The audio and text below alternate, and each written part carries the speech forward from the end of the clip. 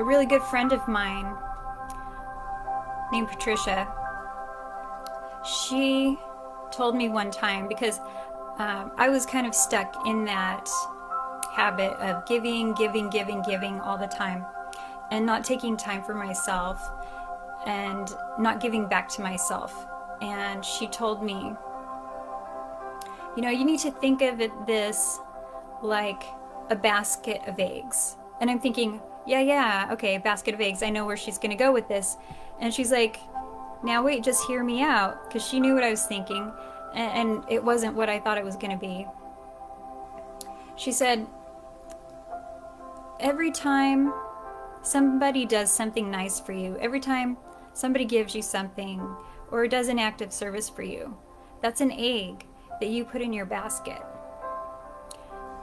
And this basket, we receive into this basket and we give to others from the basket. And I'm thinking, yeah, as long as I have eggs, I'm going to be passing those out as fast as I can, left and right, to everybody. But she told me, no, that's not what you do. She said, the basket needs to be full. And that needs to be full for you. And you don't give anything to anybody else that's in the basket. What's yours to give to others is what is flowing over the top of that basket. Because if your basket is being depleted, there's nothing to sustain you, there's nothing to keep you going. And how can you do that? How can you be there 100% if your own basket is not 100%? And it really struck me as I thought about that, because I really had to change my paradigm of how I thought about the eggs in my basket. I was like, man, if I have one egg, that means I still have an egg to give away. And I really struggled for a while with the concept of trying to wait until my basket was full and then giving to others of what was flowing over the top. But as I found as I did that when I would give, when my basket was full, that I felt better, I felt stronger, because people will always take the eggs from your basket, and they don't care. They don't care if you give them the eggs from your basket. Sure, they like them. Everyone likes eggs, right? But people don't care about the eggs as much as we think they care about the eggs. And so if we care more about the eggs and having some for ourselves, I think that can be a way of thinking of handling the stress of financially helping other family members. Because we're not the only people that can help them, and they can help themselves. And I had situations put in my life to test me with this. Being the oldest in my family, I always felt like, I always have to help my siblings, I always have to help my dad, I always have to, help everybody. And I found that as I stepped back and let people handle some of the things that they needed to do, they stepped up on their own and things happened and their needs were met. And it made me realize that I didn't have to go in and save everybody all the time. And just made me realize I should turn this music off maybe so it's not so distracting. But it made me realize that it's not my job to jump in and rescue everyone. It's not my job to jump in and save everybody. I don't know. Does that help at all? Give me a thumbs up or some hearts or something if you feel like that's, or if that's not the direction your question was hoping to go. Put another comment in, Janet, and just kind of give me a little feedback there in the comments section. Or if you have another question about that, let me know. Or if anybody else has logged on to this live, say hi in the comments, and give Janet a like or a thumbs up if that answer helped you too. Or if you have another question, feel free to post it in the comments, and I'll try to answer those as well. So, I mean, and that's what I would do. Figure out, what do you need to meet your needs first. Because it's just like in the airplane. Before you take off, and they go through, and they're talking about, how to use the oxygen mask and where all the exits are and things like that.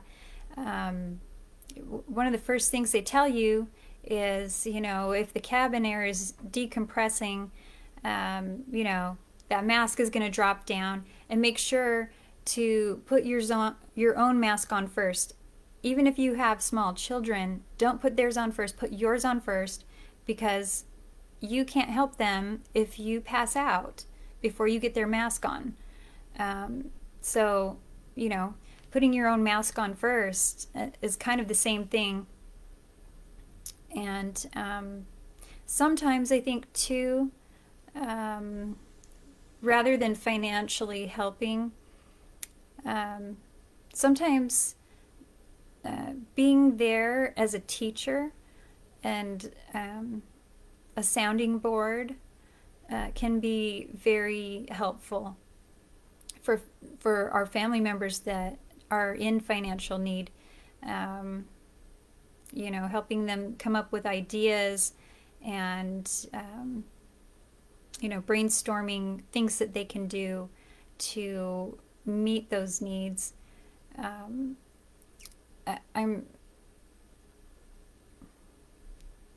concerned that as things progress along with things that are going on, things may get worse, and this will be a sadly increasingly popular question. But I don't know. Did that help at all, Janet? Are you still on there?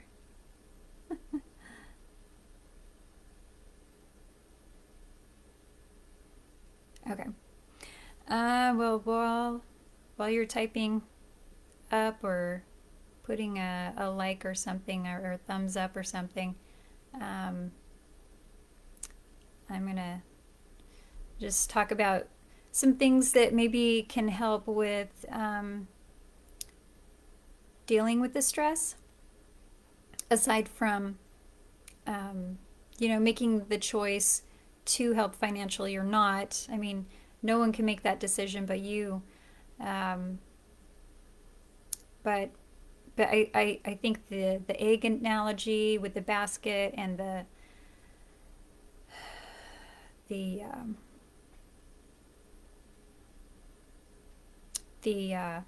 oxygen mask in the airplane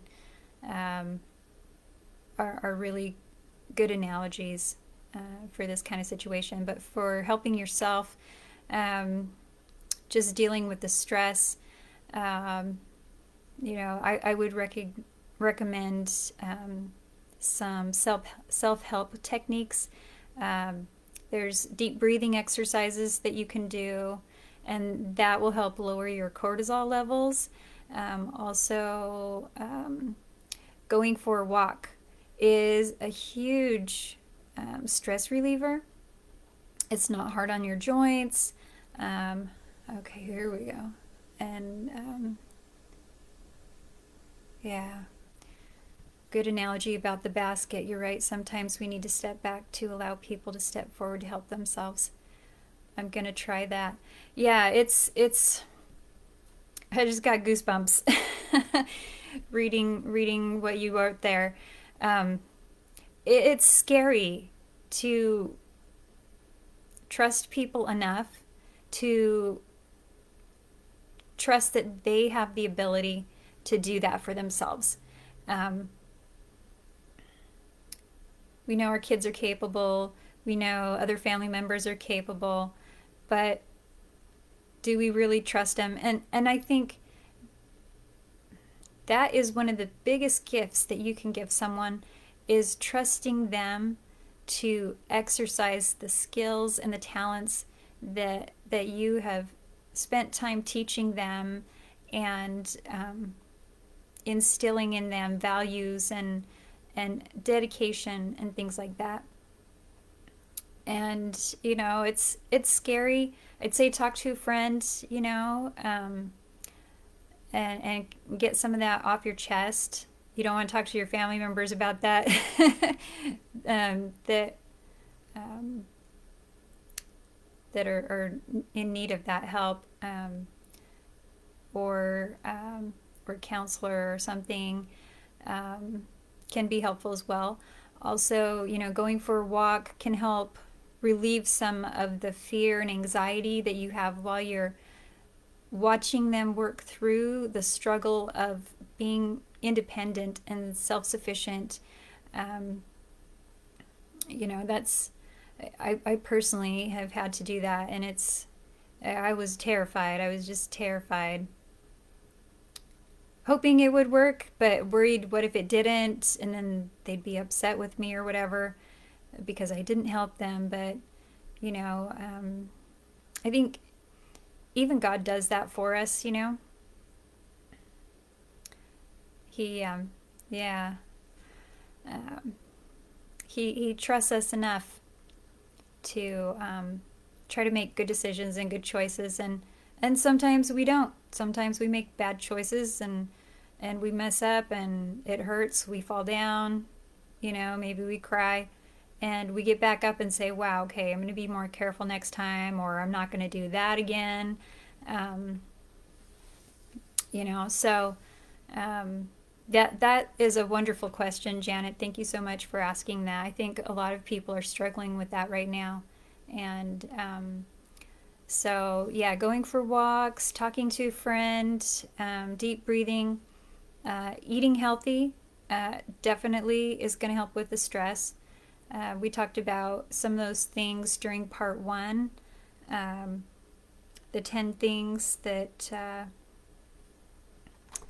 10 things that you can do. I think I have them right here.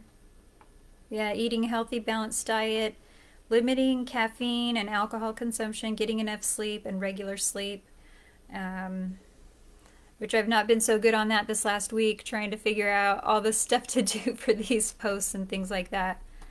So I got to get back on doing that. Getting regular exercise, meditation, getting regular therapeutic massage,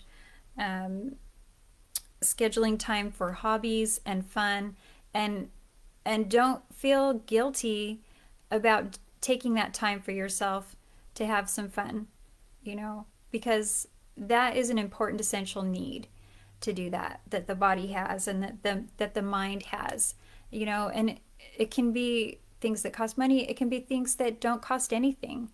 It's up to you what you do, and what your budget allows, and all of that. But there are a lot of things that you can do for fun.